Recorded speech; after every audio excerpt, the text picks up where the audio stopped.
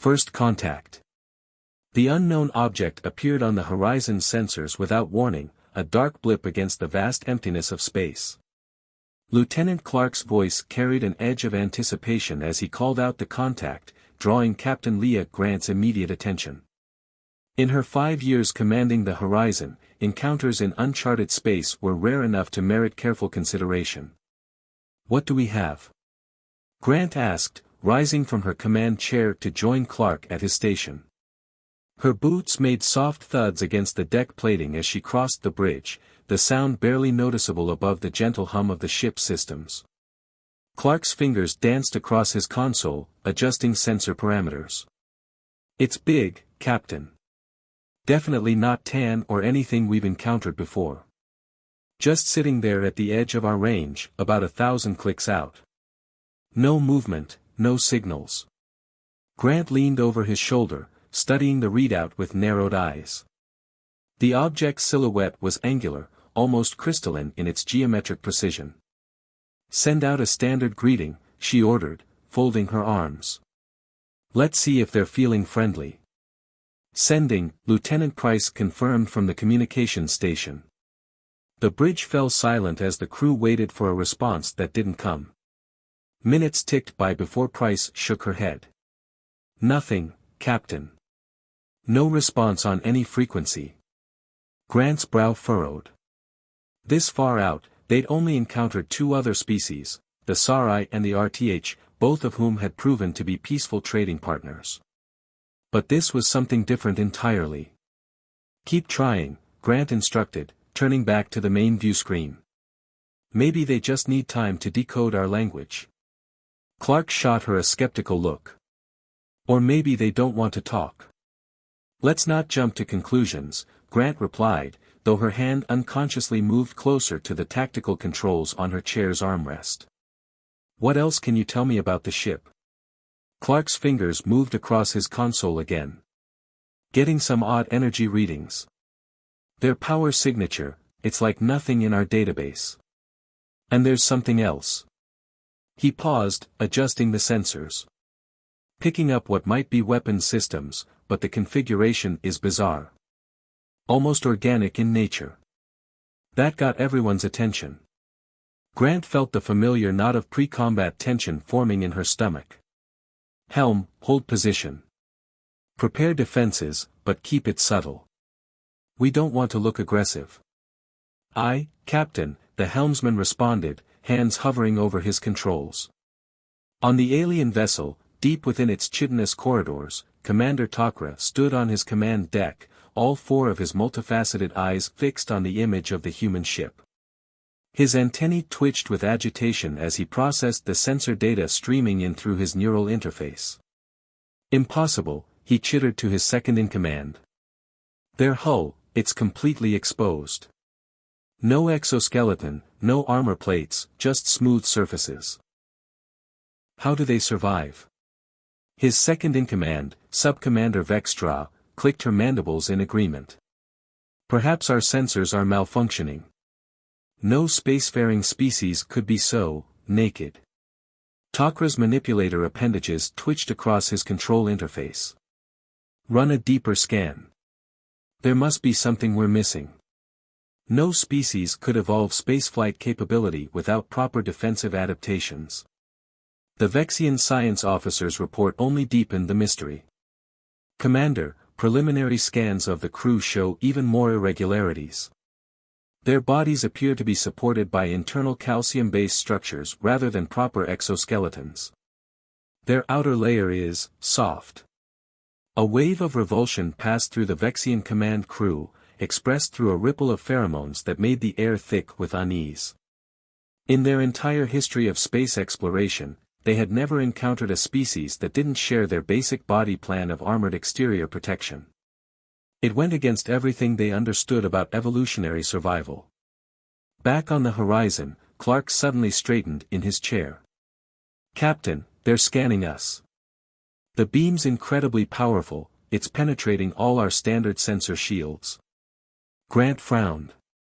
"Can you block it?" "Negative. It's using some kind of quantum tunneling effect." "But..." Clark paused, studying his readings. They seemed to be focusing primarily on our hull composition and our crew's biosignatures. Price spoke up from her station. "Captain, I'm picking up some kind of transmission. Not on any standard frequency, but there's definitely a pattern to it. Running it through the linguistics database now." Grant nodded. "Keep at it. Maybe we can."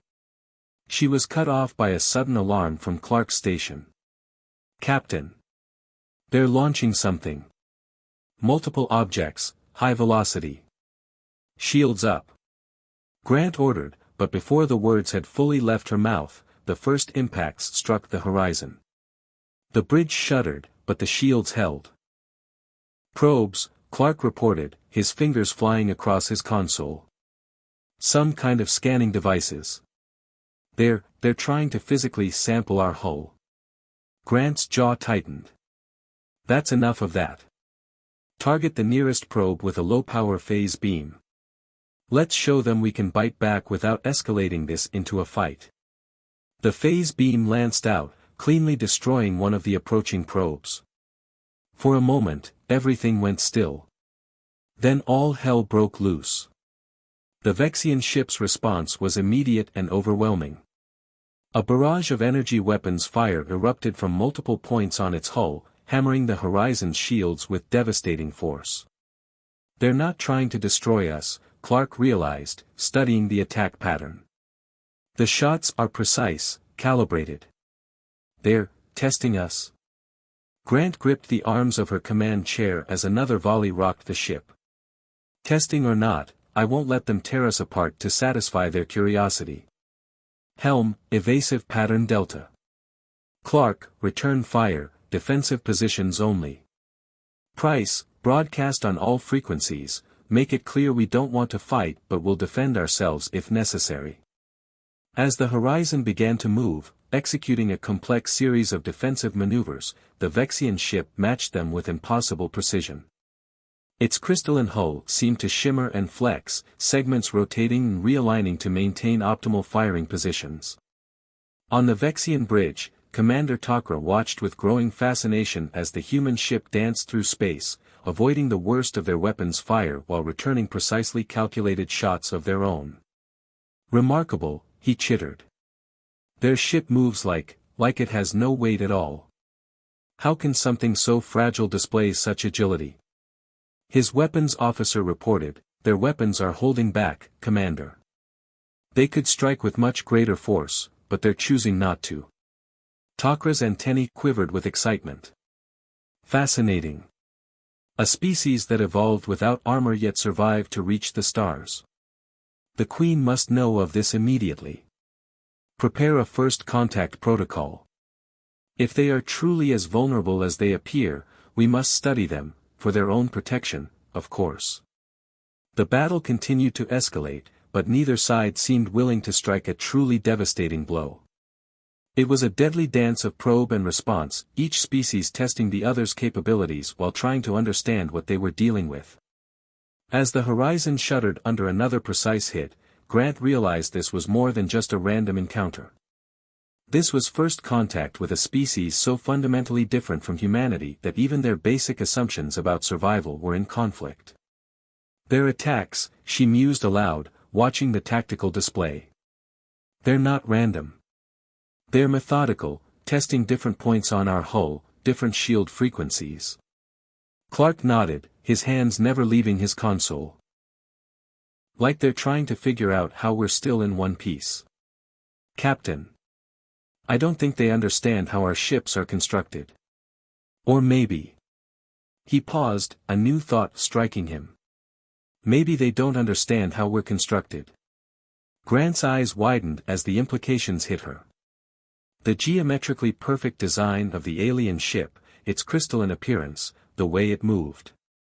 "They're insectoids," she breathed. "Or something similar. Exoskeleton-based life forms. They probably think we're completely defenseless because we don't share their basic body plan." A new volley of attacks struck the horizon, but this time Grant saw them in a different light. This wasn't aggression, it was confusion, perhaps even concern. The aliens were trying to understand how something they saw as fundamentally vulnerable could possibly survive in space. Price, she called out. Prepare a new transmission. Include basic information about human biology, emphasizing our internal skeletal structure and natural resilience. Maybe if they understand we're not as fragile as we look. But before the message could be sent, multiple new contacts appeared on their sensors. More crystalline ships, emerging from fold space at the edge of their sensor range. Captain, Clark's voice was tight. We've got company. A lot of company. Grant stared at the tactical display, watching as more and more Vexian ships appeared. This was no longer a simple first contact situation. This was about to become a first contact crisis that could determine the future of human-Vexian relations. And somewhere in the back of her mind, she couldn't help but wonder, what would these armored aliens do when they discovered that humanity's apparent vulnerability was actually one of their greatest strengths? The next few hours would answer that question, one way or another. The nature of strength. The arrival of the Vexian fleet changed everything. Captain Leah Grant counted at least 12 crystalline vessels now surrounding the horizon, their geometric forms catching the light of distant stars like facets of a deadly diamond. Status report, Grant demanded, her voice steady despite the tension coursing through her.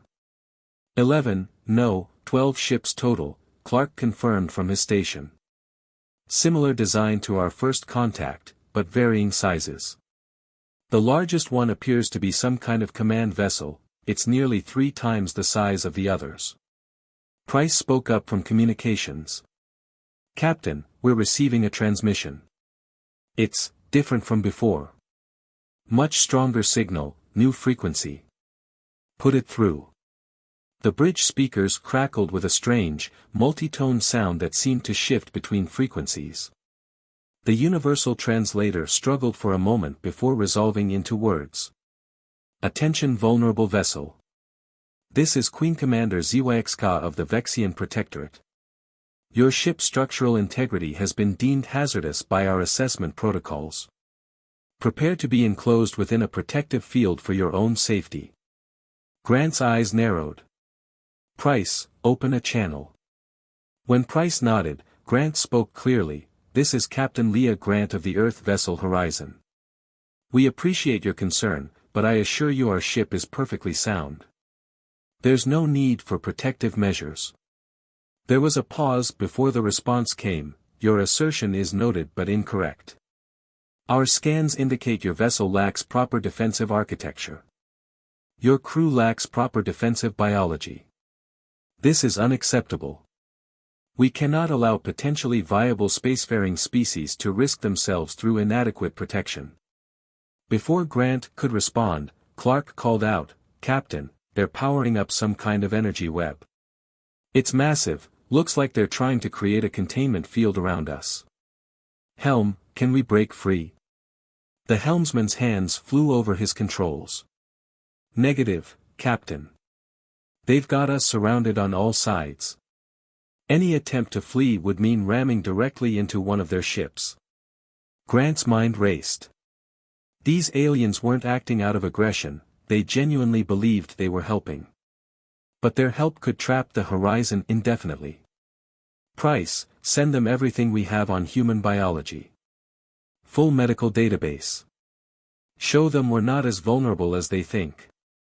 As Price worked to compile and transmit the data, the Vexian ships began moving in perfect synchronization, their crystalline hulls refracting light in complex patterns as they positioned themselves around the horizon.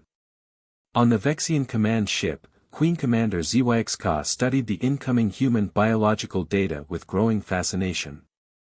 Her massive form, nearly twice the size of regular Vexians, shifted as she manipulated the holographic displays with her primary appendages.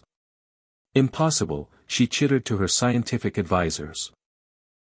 Their internal support structure, it's adaptive. Self-repairing. And their outer covering, while soft, contains repair mechanisms we've never seen before. But Majesty, one advisor clicked urgently, they have no proper armor. Their bodies are exposed to every environmental threat. By all known evolutionary models, they should not have survived to achieve spaceflight. Zewexga's antennae twitched thoughtfully. Perhaps our models are incomplete. Prepare a detailed analysis of their world of origin. There must be something we're missing. Back on the horizon, Clark's console suddenly lit up with new alerts. Captain, they're scanning Earth now.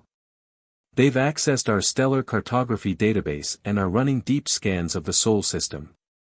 Grant felt her stomach tighten. First contact scenarios were delicate enough without aliens probing humanity's home world. Can we block them? Negative. Their quantum tunneling technology is beyond our current capabilities. Minutes passed in tense silence as the Vexians processed the data about Earth. When Queen Commander Zewexga's next transmission came through, there was a new tone in the translated voice, something almost like awe. Captain Grant. Your species evolved on a high-gravity death world with extreme environmental pressures, atmospheric toxins, and constant exposure to radiation from your star. This explains much. Grant leaned forward in her chair. Yes, though we don't usually think of Earth that way. It's simply home.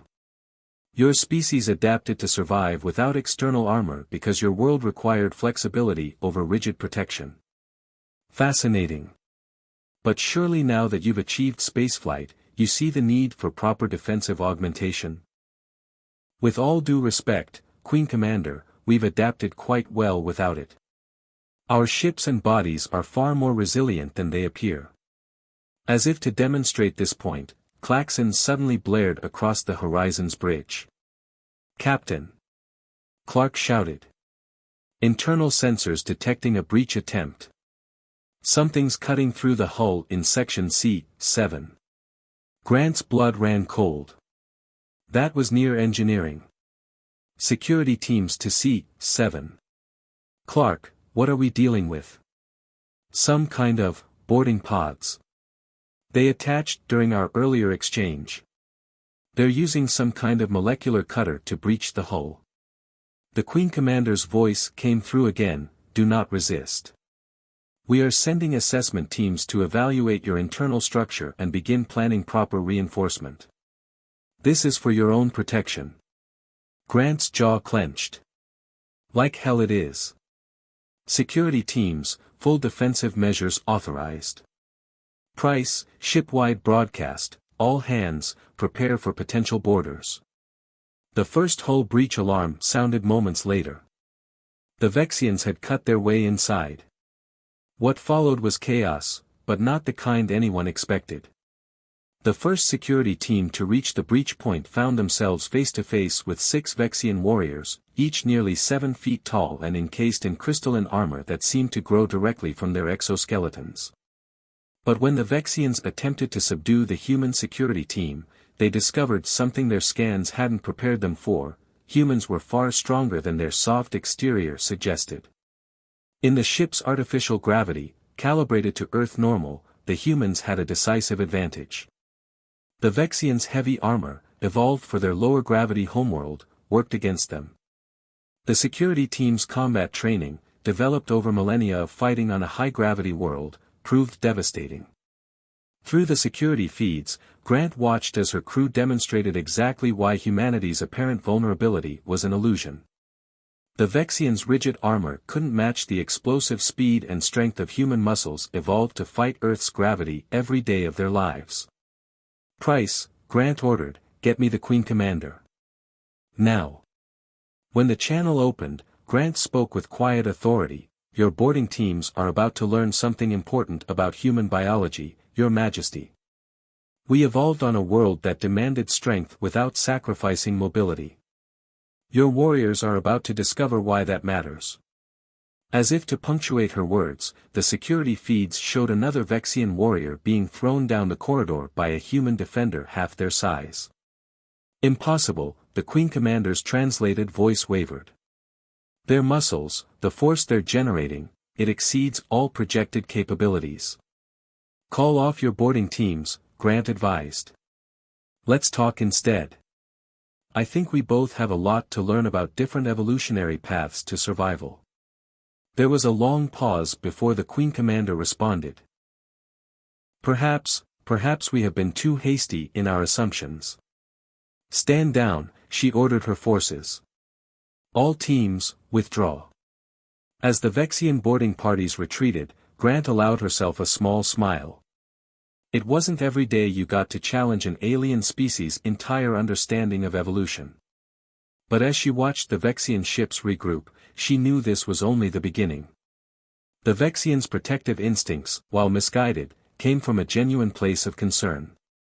And their technology, especially their quantum tunneling capabilities, was far beyond anything humanity had achieved. There had to be a way to turn this first contact crisis into an opportunity for both species. Price, she called out, prepare a new transmission. I think it's time we showed our new friends exactly what humanity's version of strength looks like, and why sometimes the best armor isn't armor at all. Exchange of knowledge. The next 12 hours aboard the Horizon were unlike anything in human space exploration history. After the failed boarding attempt, Queen Commander ZYXK had proposed an exchange. A delegation of Vexian scientists would be allowed to study human biology up close, while a team from the Horizon would be permitted to examine Vexian technology. Captain Grant stood in the ship's main conference room, watching as Dr. Sarah Chen, the Horizon's chief medical officer, conducted a detailed scan of a willing Vexian subject. The alien's crystalline exoskeleton caught the room's lights, sending rainbow refractions dancing across the walls. Fascinating, Dr. Chen muttered, studying her readings. Their entire skeletal structure is external, but it's not just armor, it's a living, growing crystal matrix that responds to environmental stresses. The more pressure it encounters, the stronger it becomes. The Vexian scientist, who had introduced himself as KexTI, clicked his mandibles in what they had learned was a gesture of agreement. Yes, but your internal skeleton is equally remarkable. We had assumed it would be brittle, easily broken. Instead, we find it constantly remodels itself based on stress patterns. The very concept of internal support structure that adapts, it challenges everything we thought we knew about evolutionary optimization. Grant smiled diplomatically, but her attention was divided. On the other side of the room, Lieutenant Clark was working with a Vexian engineer to understand their quantum tunneling technology. The implications of such advancement could revolutionize human space travel, if they could establish lasting peaceful relations. Captain, Clark called out, his voice tight with excitement. You need to see this. They're quantum field generators, they're not mechanical. They're grown. Grant moved closer, examining the crystalline device Clark was scanning. Grown. The Vexian engineer, Vixna, extended a manipulator appendage to adjust the device's orientation. Yes. All our technology is cultivated from living crystal matrices, much like our exoskeletons. We seed them with specific quantum patterns and allow them to grow into the desired configurations. Biological technology, Clark breathed. No wonder we couldn't make sense of their power signatures. Their entire ship is practically alive. Before Grant could respond, a priority alert sounded from the bridge. Captain Grant to the bridge immediately, Price's voice came through, tension evident even over the comm.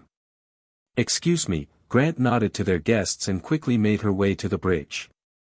Report. Price's fingers flew over her console.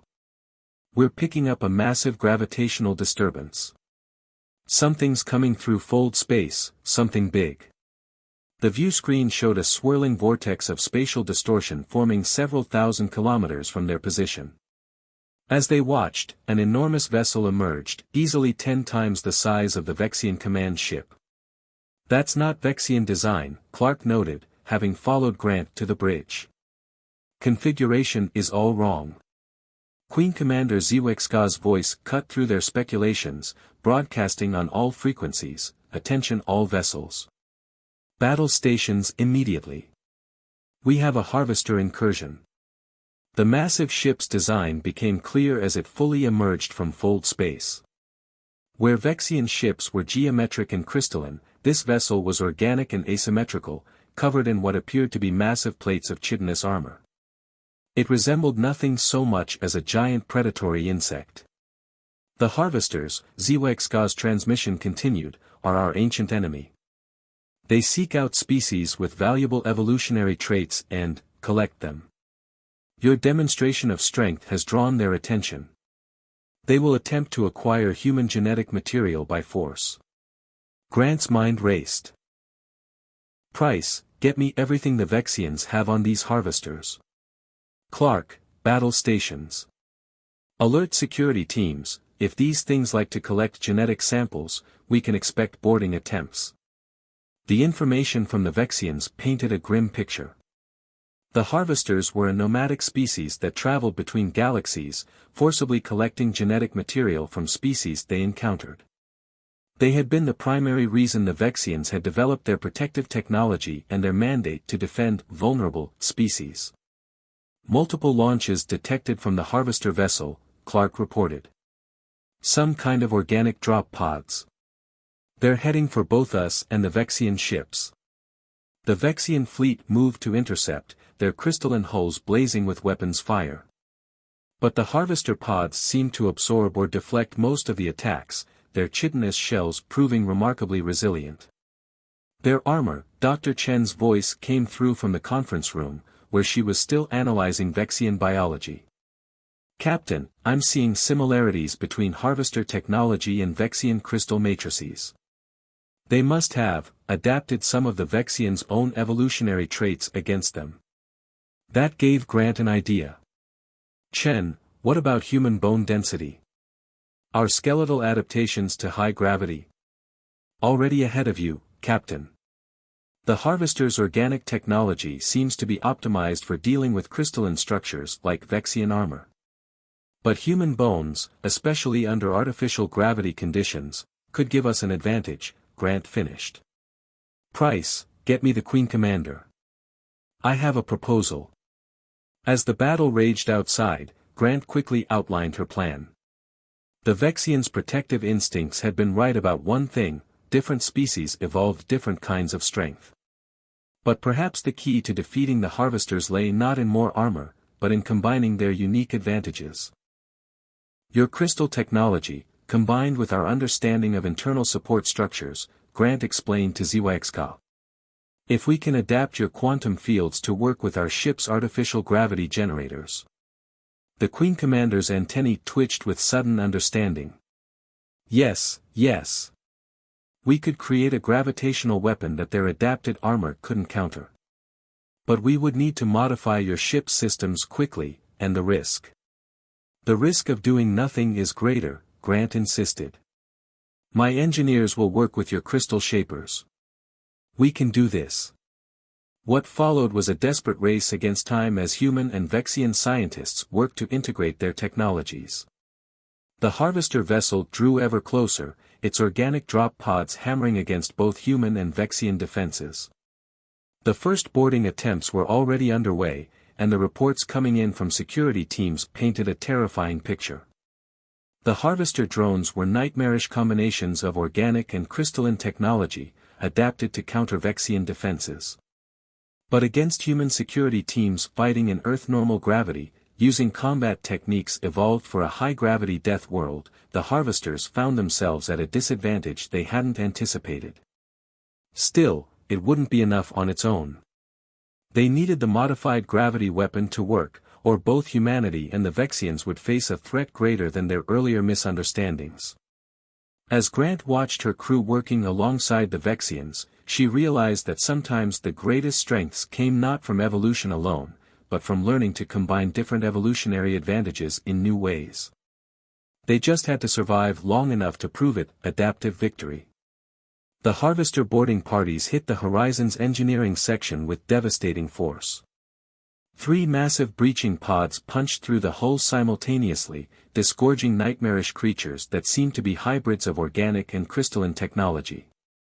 They moved with an insectoid swiftness that belied their armored bulk, their chitinous shells gleaming with embedded crystal matrices.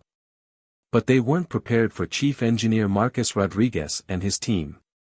Rodriguez, a stocky man who'd grown up in the 1.4G mining colonies of Titan, met the first harvester drone with a reinforced plasma torch.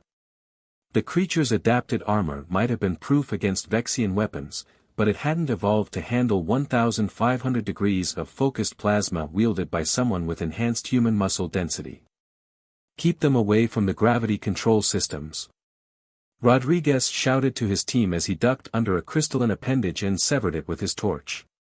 We need 10 more minutes to complete the modifications. In the engine room's artificial gravity, calibrated to Earth normal, the human engineers moved with a speed and strength that seemed impossible to their attackers. The harvesters had adapted to counter Vexian crystal technology, but they had no defense against raw human physicality evolved under crushing gravity. On the bridge, Captain Grant watched the security feeds with grim satisfaction. Status report on the modifications. Crystal integration at 85%, Clark reported. The Vexian crystal shapers are, it's incredible, Captain. They're literally growing new control circuits directly into our gravity plating. But the harvester ship is closing fast. We'll be in their primary weapons range in 7 minutes. Grant nodded tersely. Price, get me Queen Commander ZYXK. The Vexian leader's image appeared on the main screen, her crystalline form refracting light in complex patterns that they now knew indicated stress. Captain Grant. My fleet is engaging their support craft, but we cannot hold them back much longer. Their adapted armor grows stronger with each encounter. The modifications are almost complete, Grant assured her. But we need to coordinate the timing perfectly. When we activate the gravity weapon, your ships will need to. An explosion rocked the horizon, cutting off her words. Direct hit. Clark called out. They're targeting our shield generators with some kind of organic missiles. Shields at 40% and falling. Another security alert flashed on Grant's console. More harvester boarding parties had breached the hull, this time near the medical bay where Dr. Chen was still working with the Vexian scientists. Security teams to medical. Grant ordered, but she knew they might not make it in time. The feed from medical showed Dr. Chen and her Vexian colleagues backing away from 3 massive harvester drones. The creatures moved forward with predatory grace, their crystalline components pulsing with sickly light. But then something unexpected happened. Kexti, the Vexian scientist they'd been working with, stepped forward. His crystalline exoskeleton began to change, growing and reshaping itself in ways they hadn't seen before.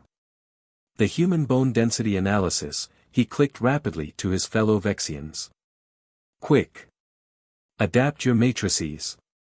The Vexian scientist's exoskeletons shifted, becoming denser, more compact. When the first harvester drone lunged, Kexti met it with a strength that matched its own. The Vexians had analyzed human skeletal structure and adapted their living crystal matrices to mimic its stress distribution properties. Remarkable, Dr. Chen's voice came through the comm, they're reconfiguring their crystal structures based on our bone density patterns. Medical bay secure, Captain, but you need to see this data. The Vexians aren't just copying our skeletal design, they're improving on it. Grant allowed herself a moment of triumph. Both species were learning from each other, adapting and growing stronger together. But they were running out of time.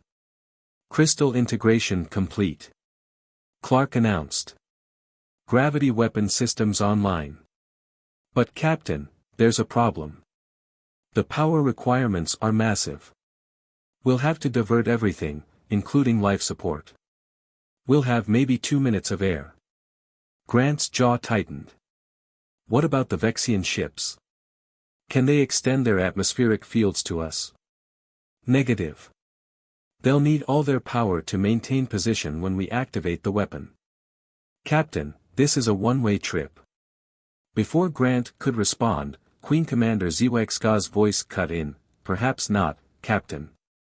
My scientists have been studying your remarkable respiratory system. Your ability to function with reduced oxygen, yet another adaptation of your Death World evolution. We believe we can temporarily adapt our crystalline matrices to process oxygen more efficiently. If we transfer some of our crew to your ship, we can share the atmospheric load." Grant's eyes widened. The Vexians, who had initially seen humans as dangerously vulnerable, were now trusting human biological advantages to save them all. "Do it," she ordered.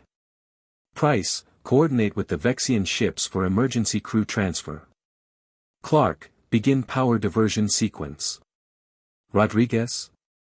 Engineering ready, Captain," the chief engineer's voice came through, sounds of battle still echoing in the background. "Those bastards haven't gotten near the gravity controls. We're ready when you are." Grant took a deep breath, watching as the massive harvester vessel drew closer, its organic hull bristling with weapons. Everything depended on the next few moments: the success of their jury-rigged gravity weapon, the ability of humans and Vexians to survive on limited oxygen, and most importantly, the strength that came from combining their different evolutionary advantages. "All hands," she broadcast shipwide, "prepare for extreme gravitational distortion. Secure all stations. Medical team standing by. This is going to get rough." As the last Vexian crew members transported aboard, Grant gave the order that would either save them all or doom them together: activate the gravity weapon. What happened next would change the understanding of strength in the galaxy forever. Evolution Unbound. The combined gravity weapon's activation changed reality itself. As the Horizon's artificial gravity generators interfaced with Vexian quantum crystal matrices, they created something entirely new: a gravity manipulation field that drew upon both human engineering and living crystal technology. The effect was instantaneous and devastating. The space around the harvester vessel began to ripple and distort. Their organic crystalline hybrid armor, designed to adapt to conventional attacks, suddenly found itself subjected to gravitational forces it was never meant to handle. Captain Grant gripped her command chair as the Horizon's artificial gravity fluctuated wildly. Around her, human crew members and their Vexian allies fought to maintain their stations. The Vexians' crystalline bodies glowed with internal light as they adapted their structures to handle the stress, while the humans' natural high-G adaptations kept them functioning despite the crushing forces. "Status." Grant called out over the groaning of the ship's hull. Clark's response was strained but clear: "Gravitational field stable at, by all that's holy, Captain, we're generating over 15 GS in a focused beam. The harvester vessel's hull is beginning to buckle." On the main screen, they watched as the massive enemy ship's organic armor began to crack and splinter. The harvesters had stolen and adapted Vexian crystal technology, but they had never encountered anything like this: the combined power of human gravity engineering and Vexian crystal manipulation. "Life support status?" Grant asked, feeling the thinness of the air herself now. "Oxygen levels at 40% and falling," Price reported. "The Vexians' adapted respiratory crystals are helping, but we can't maintain this for long." Queen Commander Ziwexka, who had transferred to the Horizon's bridge for the attack, stepped forward. Her crystalline form pulsed with patterns they now recognized as determination. "Fascinating," she clicked, her translator struggling with the emotion in her voice. "Your species evolved under such constant pressure that you developed redundant systems for everything: respiratory, circulatory, even neural. We thought this was inefficient. Now we understand it was preparation for moments exactly like this." A massive tremor shook the Horizon as the gravity weapon's effect intensified. Warning klaxons blared throughout the ship. "Hull stress approaching critical." Rodriguez called from engineering. "We're being affected by our own gravity field. The ship's framework wasn't designed for this." But even as he spoke, something remarkable happened. The Vexian crystal shapers, who had integrated their technology with the Horizon systems, began to extend their influence. Living crystal structures grew along the ship's internal framework, reinforcing it against the gravitational stress. "They're protecting us," Clark realized, watching the structural integrity reading stabilize. "The crystal matrices are adapting to support our hull the same way they support their exoskeletons." Grant watched in amazement as the horizon itself began to evolve, human engineering and Vexian crystal technology merging into something entirely new. But they weren't out of danger yet. The harvester vessel was breaking apart under the intense gravitational assault, but its death throes were violent. Organic missiles and crystalline energy beams lashed out in all directions. Evasive maneuvers. Grant ordered, but in the grip of their own gravity weapon, the horizon's movement was limited. That's when the Vexian fleet moved in. Their ships, their crews now understanding the true nature of strength, had adapted their crystal matrices to match human bone structure density. They weathered the harvester's desperate attacks, their modified armor combining the best of both species' defensive adaptations. Harvester vessel's core is reaching critical mass, Clark reported. When it goes, the explosion will channel all remaining power to the gravity weapon, Grant cut in. We can contain the explosion in the gravity field. Captain, Price interjected, our oxygen levels are almost depleted. If we maintain the field that long. Grant looked around her bridge, at humans and Vexians working together, each species complementing the other's strengths. We evolved on a world that tried to kill us every day, she said firmly. We can hold our breath a little longer. Queen Commander Zewixka's crystalline form pulsed with what they now recognized as approval. And we evolved to protect and adapt. Together, we are stronger than either of us alone. The next 3 minutes were the longest of Grant's life.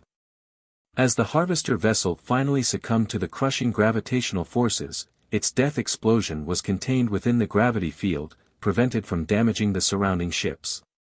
The Horizon's crew and their Vexian allies fought against oxygen deprivation, their different evolutionary advantages keeping them conscious just long enough. When it was over, when emergency power was restored and life support came back online, humans and Vexians alike found themselves changed. The experience had proven that strength came in many forms, and that evolution wasn't just about survival, it was about adaptation, combination, and growth. In the days that followed, as the Horizon underwent repairs, the alliance between humans and Vexians deepened. The Vexians began incorporating aspects of human internal support structures into their crystal matrices, while human engineers learned to integrate living crystal technology into their ship designs. Queen Commander Zewixka, in her formal report to the Vexian Protectorate, recommended a complete revision of their species' understanding of evolutionary advancement. The humans, she argued, had proven that true strength came not from rigid protection, but from the ability to adapt and change. Captain Grant, in her report to Earth Command, put it more simply, we encountered a species that thought we were vulnerable because we looked different from them. In showing them our kind of strength, we learned about theirs.